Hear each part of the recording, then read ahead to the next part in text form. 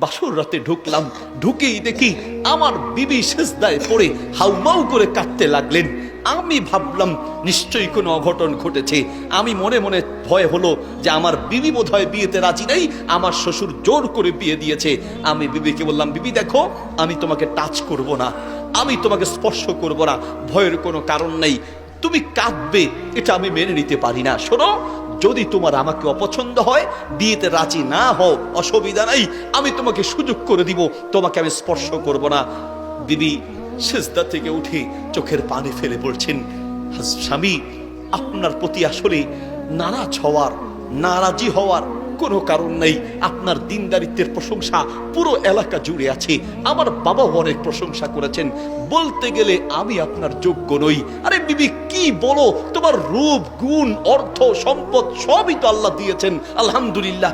তুমি কেন আমার অযোগ্য হবে? বরং আমি তোমার অযোগ্য না স্বামী, আপনি আমার যোগ্য, আমি আপনার যোগ্য নই। কেন বিবি এই কথা বলছো? স্বামী, আমি জানি এখন বললে আপনি আমাকে ঘর থেকে ধাক্কা দিয়ে বের করে দিবেন, পৃথিবীর কোনো স্বামী মেনে নিতে পারবে না। বিবি, স্বামী, আমি যদি পারতাম কথাটা সবার কাছ থেকে গোপন রেখেছি, আপনার কাছ থেকে গোপন রাখতাম, কিন্তু স্বামী, আপনার কাছ থেকে গোপন রাখা সম্ভব নয়, এজন্যই বলতে বাধ্য হচ্ছি। বিবি বলো কি হয়েছে? আমি কসম করে বলছি, আমি তোমার সম্মান রক্ষা করব, তোমার পরিবারের সম্মান রক্ষা করব, কোনো সমস্যা থাকলে বলো, আমি আমানত রক্ষা করব। স্বামী, আমি আসলে এত খারাপ নই, যে কোনোভাবে প্যাচে পড়ে আমি অবৈধ সম্পর্কে লিপ্ত হয়েছি এবং সেই সম্পর্কের মাধ্যমে আমার পেটে একটা অবৈধ সন্তান জন্ম নিয়েছে। স্বামী, বিশ্বাস করেন, আমি এতটা খারাপ নই, প্যাচে পড়ে গিয়েছি। আর এই যে পেটের সন্তান, তারও কোনো দোষ নেই। আমি পারি না আত্মহত্যা করতে, কারণ ইসলামে আত্মহত্যা হারাম। পারি না মা বাবাকে জানাতে, মা বাবা তো বেহুশ হয়ে হার্ট স্ট্রোক করবে। স্বামী, জানি আপনিও মেনে নিতে পারবেন না, কিন্তু কি যে করব তাও আমার জানা নাই। সে লোকটা বলছে, হুজুর, আমি যখন শুনলাম আমার বিবির পেটে আরেকজনের অবৈধ সন্তান, আসমানটা ভেঙে যেন আমার মাথায় পড়েছে। চিন্তা করলাম আমি কি করব।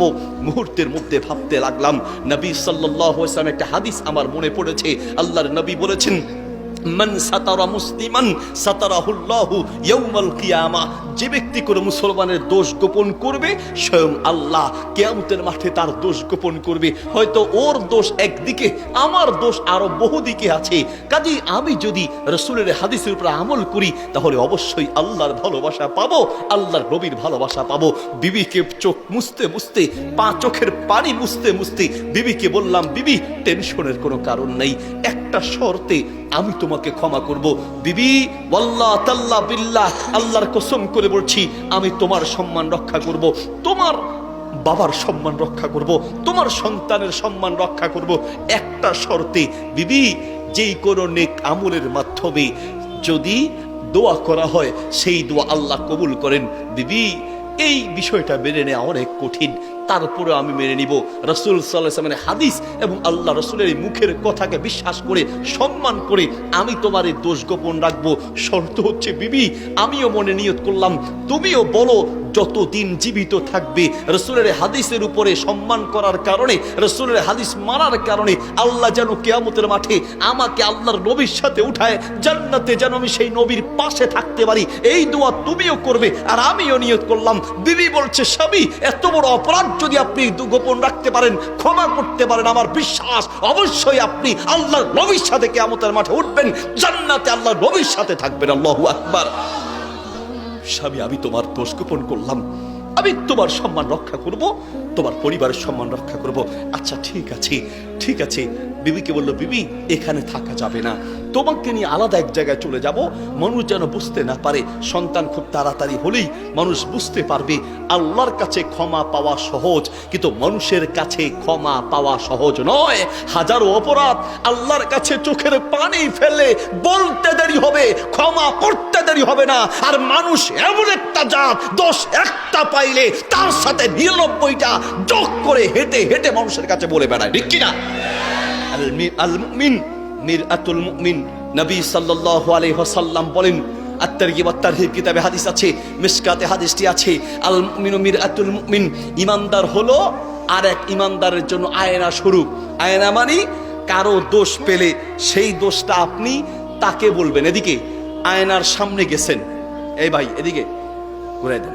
আপনার একটু হাতাহাতি করলে হবে না ভাই। এদিকে আয়নার সামনে আপনি গিয়েছেন, আয়নার সামনে যাওয়ার পরে চেহারায় কোথায় ময়লা আছে আয়না আপনাকে দেখিয়ে দেয়, নাকি আয়না হেঁটে হেঁটে চা দোকানে, টিভি দোকানে, মসজিদে, মাদ্রাসায়, রাস্তায়, পুকুর ঘাটে হেঁটে হেঁটে মানুষকে বলে অমুকের মুখে ময়লা দেখছি? আয়নাকে হেঁটে হেঁটে বলে? নবী সাল্লাল্লাহু আলাইহি ওয়াসাল্লাম এমন এক দৃষ্টান্ত দিলেন, একজন ইমানদার হবে আরেকজন ইমানদারের জন্য আয়নার মতো। তার মানে একটা আয়নার সামনে গেলে আয়না যার দোষ তাকে ধরিয়ে দেয়, মানুষকে বলে বলে বেড়ায় না। একজন ইমানদার যার দোষ পাবে তাকে বলবে, অপমান করার জন্য হেঁটে হেঁটে চা দোকানে, পুকুর ঘাটে, রাস্তায়, মসজিদে, মাদ্রাসায় বলে বলে বেড়াবে না, ঠিক কিনা? কিন্তু আমাদের অভ্যাস, মিশকাত শরীফের হাদিস 412 নম্বর পৃষ্ঠায় এসেছে, বুখারী শরীফ হাদিসটি আছে, বুখারী শরীফে আছে, আত-তারগিব ওয়াত-তারহিব কিতাবে আছে, সুনান তিরমিজিতে আছে, মুসনাদ আহমদে আছে। নবী সাল্লাল্লাহু আলাইহি ওয়াসাল্লাম বলেন, তাজিদুনা শাররান নাস ইয়াতি হাউলাই বিওয়াজহিন ওয়া ইয়াতি হাউলাই বিওয়াজহিন। এই দুনিয়ার সবচেয়ে নিকৃষ্ট, কুকুরের চেয়ে খারাপ, শুকুরের চেয়ে খারাপ, বিড়ালের চেয়ে খারাপ যারা মানুষের কাছে দোষ আর বদনাম বলে বলে বেড়ায়, ঠিক কিনা? এলাকায় নাই? কম না বেশি? পুরো এলাকা জ্বালিয়ে দেওয়ার জন্য ম্যাচের কাঠি কয়টা লাগবে? কথা বলেন, কয়টা? একটা ম্যাচের কাঠি সারা গ্রাম জ্বালিয়ে দিতে পারে। একটা চগলখোর পুরো সমাজ, পুরো পরিবার, পুরো কমিউনিটি ধ্বংস করতে পারে, ঠিক কিনা? বেশি না, সংখ্যাগুলো বেশি লাগে না। চা দোকানে বসে বসে খালি অমুকে এই করছে, তমুকে সেই করছে, অমুকে ওই করছে, নিজে পায়খানার মধ্যে ডুবে আছে, আর আরেকজন প্রস্রাব গায়ে লাগছে কিনা এই মাসালা জিজ্ঞেস করে। বুঝেন নেই? মানে ওই মাসালা চিন্তা করে যে অমুকের গায়ে প্রস্রাব লাগছে কিনা, কিন্তু নিজে যে পায়খানায় ডুবে আছে তার খবর নাই। নবী সাল্লাল্লাহু, এদিকে ভাই আমার, কিছু অপরাধ আল্লাহ ক্ষমা করেন। আল্লাহর সাথে সম্পর্কিত পাপের জন্য আল্লাহর কাছে ক্ষমা চাইলে ক্ষমা পাওয়া যায়, কিন্তু মানুষের সাথে সম্পর্কিত পাপের জন্য আল্লাহর কাছে ক্ষমা চাইলে ক্ষমা পাওয়া যাবে না। যার বদনাম করেছেন তার কাছে ক্ষমা চাইতে হবে। আর এই সমস্ত সমালোচনা, বদনাম, গীবত করায় সবচেয়ে বেশি 1 নম্বরে আছে আমাদের মহিলারা। মহিলারা কয় নম্বরে? কয় নম্বরে? 1 নম্বরে। আরে বুবু, একটা ঠিক, কিছু মানুষ আছে নিজেরা গীবত করে না, খালি তেল দেয়। ঠিক, একদম ঠিক, ঠিক কইছো।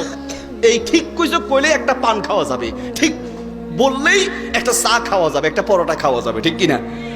এইরকম কিছু মানুষের কারণে ঘরে ঘরে অশান্তি। স্বামীর পিছনে স্ত্রী লাগিয়ে দিয়েছে, বউয়ের পিছনে শাশুড়িকে, শাশুড়ির পিছনে বউকে, এক জালের পিছনে আরেক জালকে লাগিয়ে দিয়েছে। এই সমস্ত চগলখোরদের ব্যাপারে নবী সাল্লাল্লাহু আলাইহি ওয়াসাল্লাম বলেন, লা ইয়াদখুলুল জান্নাতা কাত্তাত ওয়া ফি রিওয়ায়াতিন নাম্মাম। এই সমস্ত চগলখোর কখনো জান্নাতে যেতে পারবে না। খবরদার, লোকটা বলছে আমি তার দোষ গোপন করব, আমি তোমার দোষ গোপন করব, তবে বিবি এখানে থাকা যাবে না।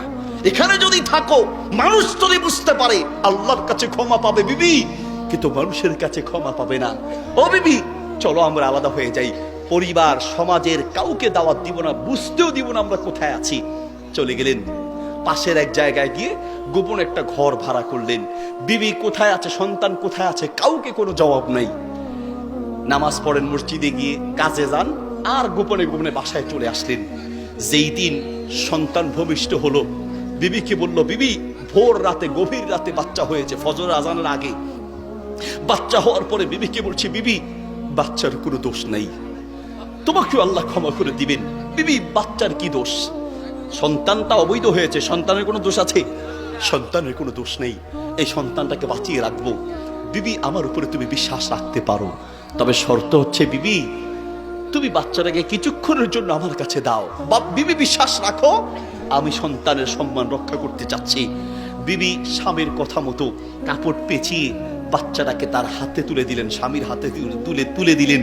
স্বামী যখন ঘর থেকে বের হয়েছে, মহিলা মা তো ছটফট করে কাঁদতে লাগলেন, চোখের পানি ফেলে, রব আমি জানি আসলে আমারও দোষ নেই, সন্তানের কোনো দোষ নেই, আমিও বিপদে পড়ে যেভাবে হয়েছে, রব আমার সন্তানের কোনো দোষ নেই, আল্লাহ তুমি আমার সন্তানকে হেফাজত করো। আর মনে মনে ভাবলেন, স্বামী বোধহয় আমাকে কোন রকম বুঝ দিয়ে বাচ্চাটাকে নিয়ে মাটিতে দাফন করে ফেলবে, যেহেতু অবৈধ সন্তান, বোধহয় স্বামী এই জন্য নিয়েছে, মনকে বুঝাতে পারে না। আর ওইদিকে স্বামী খুব কৌশল করে বাচ্চাটাকে আস্তে আস্তে করে নিয়ে একটু দূর থেকে দাঁড়িয়ে আছে, ফজরের আজান নামাজ দাঁড়ায় কিনা। দেখলেন মসজিদে ফজরের নামাজের জন্য সবাই দাঁড়িয়ে গেলেন, তাকিয়ে দেখলেন বাহিরে কেউ আছে, কেউ নাই। চুপে চুপে গিয়ে মসজিদের বারান্দায় বাচ্চাটাকে রেখে নিজেও নামাজে দাঁড়িয়ে গেলেন। নামাজ শেষ হওয়ার সাথে সাথে মানুষ বের হতে হতে দেখছে, আয় হায়, এত ফুটফুট একটা বাচ্চা কোন জালেম রেখে গেল। চিৎকার করে বলতে লাগলো। উনিও নামাজ পড়ে পিছন দিয়ে আসতেন, আসার পরে বলল, আসলেই তো, কে এই বাচ্চাটাকে এইভাবে রেখে গেল? বললো, ভাই আপনাদের ভিতরে যদি কেউ থাকেন বাচ্চাটাকে দায়িত্ব নেন, কারণ এই বাচ্চার তো কোনো দোষ নেই, কে না কে রেখে গিয়েছি। আর আপনাদের যদি কষ্ট হয় তাহলে আমার কাছে বাচ্চারা দায়িত্ব দেন। আমার বিবি চাচ্ছে একটা বাচ্চা পালন করবে, আসলে তো বাচ্চা নিজে নিয়ে এসেছে, আপনারা যদি চান তাহলে আমার দায়িত্বে দিতে পারেন। মুরব্বীরা আপনারা সিদ্ধান্ত নেন। মুরব্বীরা বলছে, বাবা তোমার বউয়ের যদি আগ্রহ থাকে তো ঠিক আছে, তুমিই নিয়ে যাও, তাহলেই ভালো হবে, আমরা ইনশাল্লাহ তোমার জন্য দোয়া করব। ঠিক আছে, আপনার এলাকা জানিয়ে দিবেন যে আমি একটি সন্তান আপনাদের কথা মতো আমি লালন পালন করতে নিচ্ছি। বলো, ঠিক আছে বাবা, তুমি ভালো মানুষ, আল্লাহ তোমাকে পুরো রহম করুন, তুমি নিয়ে যাও। বাচ্চাটাকে কোলে দিলেন, বাচ্চা নিয়ে বিবির হাতে দিয়ে, বিবি তো খুশিতে পাগল পারা। স্বামী আপনারা আবার ঘুরিয়ে নিয়ে এসেছেন। বিবি, আমি কৌশল করেছি, বিবি আমি এই রকম কৌশল করে এলাকার মানুষ জানবে এটা পালক পুত্র, তুমি জানবে এটা তোমার আপন সন্তান। ও বিবি, কাজটা করেছি, এই ধৈর্য ধরেছি, এই রকম একটা অন্যায় ক্ষমা করে দিয়েছি, এবং কি ধৈর্য ধরেছি আমি শুধুমাত্র রাসূল সাল্লাল্লাহু আলাইহি ওয়াসাল্লামের হাদিসের উপর আমল করার জন্য। বিবি মনে আছে, সারা জীবন আমার জন্য দোয়া করবে, আমি যেন আল্লাহ নবীর সাথে কিয়ামতের মাঠে উঠতে পারি, জান্নাতে যেন সেই নবীর সাথে থাকতে পারি। সন্তানকেও বলে দিবে যেন এই দোয়া সারা জীবন আমার জন্য করে। বিবি চোখের পানি ফেলে জড়িয়ে ধরে বলছে, স্বামী আমার বিশ্বাস আল্লাহ অবশ্যই আপনার জন্য এই সুসংবাদের ব্যবস্থা করবেন। হুজুর চোখের পানি ছেড়ে দিয়ে বলল, একটা এই আমলের করার কারণে আল্লাহ এত খুশি হয়ে গেলেন, দুনিয়ায় থাকতেই তোমার জন্য জান্নাতের সুসংবাদ দিয়েছেন। আল্লাহু আকবার। প্রিয় ভাইয়ের আমার, বুঝাতে চাইলাম রাসূল সাল্লাল্লাহু আলাইহি সাল্লামকে যদি সত্যিকার অর্থে ভালোবাসতাম তাহলে এই সুসংবাদ আমাদের জন্য থাকতো, আমরাও পেতাম।